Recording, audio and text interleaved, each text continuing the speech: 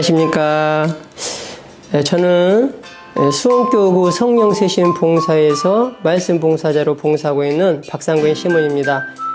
여러분, 이렇게 방송을 통해서 만나 뵙게 돼서 진심으로 반갑습니다.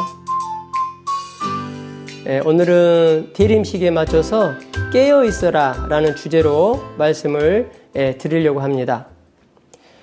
구세주를 기다리면서 우리가 깨어서 기도하고 준비하는 시기가 이 대림시기이죠. 그래서 더 잘 준비하기 위해서 우리는 판공성사를 봅니다.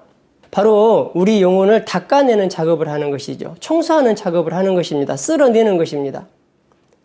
그런데 고해성사를 우리가 본다라는 것은 우리가 죄를 지었음을 의미하는 것이죠. 근데 여러분, 혹시 이 죄가 어떻게 들어오는지 한번 생각해 보셨어요? 거기에 대해서 잠깐 말씀드리겠습니다. 죄는 우리 인간의 오감을 통해서 들어옵니다. 창세기 3장을 보게 되면 뱀이 등장합니다. 뱀은 유혹자를 상징하죠. 그 뱀이 여자에게 말합니다. 이 동산의 모든 열매는 하느님께서 따먹지 말라고 했는데 그게 정말이냐고 물어요. 그러니까 여자가 아니다. 이 동산에 있는 모든 열매는 따먹되 죽지 않으려거든 이 동산 한가운데 있는 열매만큼은 따먹지 말라고 그랬다. 그러니까 뱀이 다시 말을 합니다. 야, 이 바보야. 그게 아니라 너희들이 이 열매를 따먹으면 하느님처럼 눈이 열려서 선과 악을 이렇게 알게 할까봐, 그래서 하느님처럼 될까봐 그래서 따먹지 말라고 한 거야. 이렇게 말을 해요. 그래서 여자가 그 열매를 쳐다봅니다. 그러니까 과연 먹은짓스럽고 소담스럽게 보였다고 이렇게 성경에 나와요. 탐스럽게 보였다는 것이죠. 자, 죄가 어디를 통해서 들어옵니까? 우리 인간의 시각을 통해서 들어옵니다. 이렇게 죄의 시작은 우리 인간의 오감 중에서 특히 시각을 통해서 들어옵니다. 지금 이 시대에도 그 창세기에 아담과 하와를 통해서 그 시각을 통해서 들어온 그 죄가 지금 이 시대도 특별히 시각을 통해서 막 들어옵니다. 나쁜 영들이 막 들어옵니다. 그런데 이 나쁜 영들이 우리에게 막 들어오는데 우리는 감각이 없습니다. 전혀 감각이 없어요. 요즘에 그 미세먼지가 굉장히 심하지요.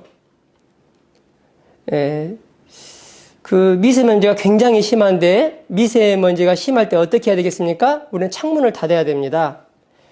그 세계보건기구를 WHO라고 그래요.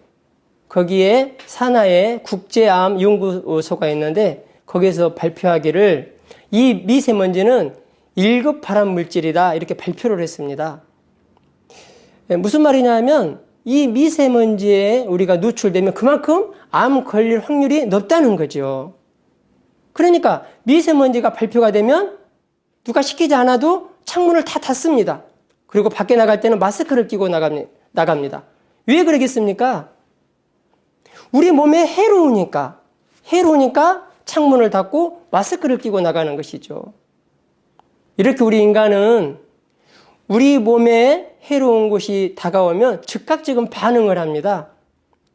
그런데 우리 영혼이 병들고 우리 영혼이 타락해가는 그런 나쁜 영들이, 더러운 영들이 우리 안에 들어오는데 우리는 조금도 반응이 없습니다. 무방비 상태에 있습니다. 그래서 이런 이유가 왜 그럴까요? 바로 깨어있지 못하기 때문에 그렇죠. 깨어있지 못하기 때문에 내가 파수꾼의 역할을 제대로 하지 못하기 때문에 내가 문지기 역할을 제대로 하지 못하고 있기 때문에 그런 나쁜 영들이 우리를 마구 치고 들어오는 것입니다. 그러면 깨어있다라는 것은 무엇인가? 제 아내가 이렇게 아이를 키우면서 제가 일찍 들어오면 좀 아이를 봐달라고 맡겨요. 그러면 제가 거실로 가서 이제 텔레비전을 보면서 이렇게 아이를 봅니다. 근데 아이는 별로 관심이 없죠. 텔레비전에 보는 것에 제가 집중되어 있죠. 근데 제 아내는 주방에서 설거지를 합니다. 설거지를 하다가 갑자기 저에게 소리를 꽥 질러요. 그래서 제가 깜짝 놀라서 아니 왜 소리를 지르고 그래? 그러니까 제 아내가 하는 말이 아이가 뭘 주워 먹었다는 거예요. 근데 제가 보니까 아무것도 안 주워 먹었거든요. 그러니까 제 아내가 고무장갑을 벗고 와가지고 즉각적으로 손을 아예 입에다 넣고 끄집어냅니다. 보니까 종이를 주워 먹었어요. 저는 바로 옆에 있는데 보지를 못합니다. 어디에 시선이 가 있었어요? 제가 텔레비전에 가 있었습니다. 근데 제 아내는 저 멀리서 주방에서 설거지를 하면서도 시선이 어디 가 있었습니까? 아기에게 가 있었습니다. 엄마의 마음이 어디 가 있었어요? 아기에게 가 있는 것입니다. 무슨 말이냐 하면 우리가 하루 24시간 중에 무엇을 하든지 쇼핑을 하든지 빨래를 하든지 여행을 하든지 내가 직장에서 일을 하든지 우리 마음이 주님께 향해 있어야 된다는 것입니다. 우리의 귀는 주님께 열려 있어야 된다는 것입니다. 이것이 깨어 있는 것입니다. 저는 어렸을 때 마당을 많이 쓸었어요. 이제 시골에서 자랐는데 지금처럼 이렇게 포장된 마당이 아니죠. 그냥 흙이죠. 사람이 밟고 다니면 다져진 그런 마당이죠. 저희 아버지 어머님이 마당 쓰는 역할을 저에게 많이 시켰어요. 그걸 제일 하기 싫었거든요. 그러니까 어느 때는 꾀가 생겨요. 그래서 마당을 쓸면서 슬렁슬렁 씁니다, 이걸. 그리고 어느 때는 이제 쓸지 않고 제 눈으로 봤을 때 마당이 깨끗하면 그냥 쓸었다고 거짓말도 하고 그랬어요. 근데 제가 슬렁슬렁 쓴 그 부분 있죠? 그 부분은 여지없이 며칠 안 가서 잡초가 자랍니다. 빗자루가 닿지 않는 부분은 여지없이 비가 온 다음에 풀이 자랍니다. 무슨 말이냐면 우리 영혼을 관리하지 않으면 우리 영혼에 잡초가 자란다는 거예요. 우리 영혼을 내가 영혼의 빗자루로 쓸어내지 않으면 우리 영혼에 풀이 자란다는 것입니다. 그 가라지가 자란다는 거예요. 그렇다면 우리 영혼을 쓸어내는 그 도구가 무엇인가? 바로 기도 생활이고 말씀 생활이고 성사 생활입니다. 우리 마음이 주님께 향하도록 만들어주는 그 영적인 빗자루가 무엇인가? 마찬가지로 기도 생활이고 말씀 생활이고 성사 생활입니다. 그래서 이 성사 생활에 또 말씀 생활에 기도 생활에 충실한 영혼에게는 사탄이 함부로 침범하지 못하는 것이죠. 베드로일서 5장 8절에서 이렇게 말씀하고 있습니다. 정신을 차리고 깨어있도록 하십시오. 여러분의 적대자 악마가 으르렁거리는 사자처럼 누구를 삼킬까 하고 돌아다닙니다. 악마는 늘 우리 주위를 돌고 있습니다. 우리가 이 오감의 문지기 역할을 제대로 하지 못하면 하루에 수도 없이 수십 번, 수백 번 쳐들어옵니다. 우리 눈을 통해서 쳐들어옵니다.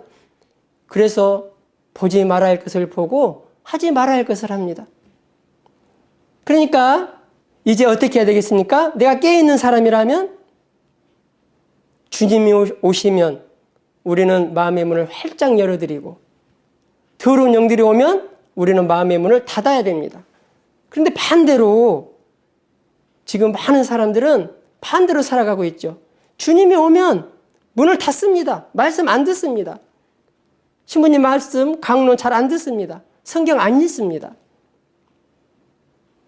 사탄이 오면 우리는 그것들과 친구하면서 마음의 문을 열어줍니다. 이렇게 되면 결국에 어떻게 되는가? 우리 마음이 온통 쓰레기통이 되는 것이죠. 대림 시기를 이제 맞춰가면서 얼마 남지 않았죠. 이제 곧 성탄 시기가 돌아옵니다.